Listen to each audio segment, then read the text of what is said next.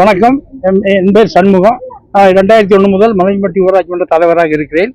எங்கள் ஊரில் ஜே நகரில் கிட்டத்தட்ட எங்கள் ஊராட்சியை பொறுத்தளவில் தாழ்த்தப்பட்ட மக்களுக்கு 2500 பட்டாக்கள் வழங்கப்பட்டு கோவை மாவட்டத்தில் அதிக பட்டாக்கள் வழங்கப்பட்ட ஏரியா அங்கே மலைம்பட்டி. அங்கு ஜே நகரில் ஒரு 1.5 ஏக்கரில் கிட்டத்தட்ட 1000 குழந்தைகள் படித்துக் கொண்டிருக்கிறார்கள். 1வது இருந்து 10வது வரை படித்துக் கொண்டிருக்கிறார்கள். அந்த இடம் பற்றாக்குறையால் அருகில் உள்ள பூமிதான இயக்கத்திற்கு சொந்தமான 4 ஏக்கரை 2012 நான் ஊராட்சி மன்ற தலைவராக இருந்த பொழுதே அரசுக்கு கருத்தூர் அனுப்பியுள்ளேன். இப்பொழுது அதை விளையாட்டுத்துறைக்கு எடுத்துக்கொண்டதாக தெரிகிறது. கிட்டத்தட்ட பக்கத்தில் அவை நகர், அம்பேத்கர், ஜே நகர், ஐஸ்வர்யா கார்டன், அன்பு நகர், அபார்ட்மெண்ட் குடியிருப்பில் 1500 குடும்பங்கள் இத்தனை குழந்தைகளும் இப்பொழுது படித்துக் கொண்டிருக்கிறார்கள். கிட்டத்தட்ட ஒரு 500 குழந்தைகள் +2 படிப்பதற்காக செட்டிப்பாளையம் முத்தக்கால மண்டபம் சென்று கொண்டிருக்கிறார்கள்.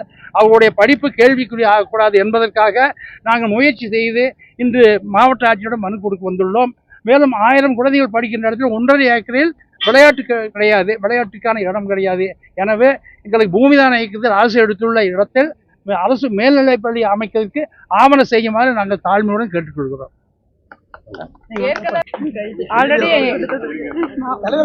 11th 12th ஏற்கனவே போன வருஷம் அதுக்கு முன்னாடி ஜாயின் பண்ணும் போதெல்லாம் பாத்தீங்கன்னா மற்ற ஸ்கூலுங்கள்ல வெள்ளலூர், மலுமிச்சப்பட்டி, செட்டிப்பாளையம் இதுதான் எங்களுக்கு நியர்பை இருக்கிற ஸ்கூல்ஸ். அங்க போனா அவங்களோட ஸ்கூல் பிள்ளைங்களுக்கு தான் இம்பார்ட்டன்ஸ் தருவாங்க. எங்களுக்கு நாளைக்கு வாங்க, 2 நாள் கழிச்சு வாங்க, 1 வாரம் கழிச்சு வாங்க. அதுவும் ஸ்கூல் மார்க் எல்லாம் கொஞ்சம் கம்மியா பார்டர்ல இருந்துச்சுன்னா சுத்தமா எடுக்கவே மாட்டாங்க. வேற டவுன் ஹாலு இந்த மாதிரி தான் ஹாஸ்டல் சேர்த்து பொள்ளாச்சி சைடு அந்த மாதிரி கொண்டு போய் சேர்த்துருக்குறாங்க. அப்புறம் அவங்க பிள்ளைங்களுக்கு தான் இம்பார்ட்டன்ஸ் தராங்க. அதனால எங்களுக்கு எங்க ஏரியால ஒரு ஸ்கூல் இருந்துச்சுன்னா இங்க 900 பிள்ளைங்க படிக்கிறாங்க. எங்களுக்கு பஸ் ஏறி போய் படிக்க வேண்டிய சூழ்நிலை வராது, ஆட்டோல போய் படிக்க வேண்டிய சூழ்நிலை வராது.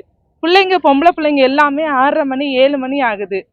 எனக்கு 10th இப்போ இந்த வருஷம் 10th முடிக்கிற பிள்ளை, போன வருஷம் 11th முடிச்ச பையன், இவங்க எல்லாரையும் மலுமிச்சப்பட்டியில தான் கொண்டு போய் சேர்க்கிறோம்.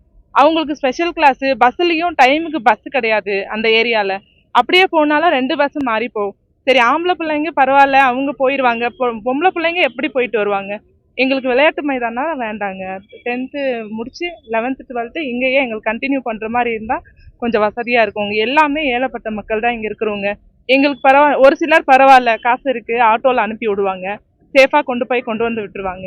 இல்லாதப்பட்டவங்க எல்லாம் என்ன பண்ணுவாங்க, ஆட்டோவுக்கு அனுப்புற மாசம் 2000 கேட்குறாங்க. அங்கால இருந்து எங்களுக்கு இங்க இருந்துச்சுன்னா ரொம்ப அவங்களுக்கு வசதியா இருக்கும். ஜே நகர்ல எங்களுக்கு 11th 12th கண்டிப்பா ஸ்கூல் வேணுங்க.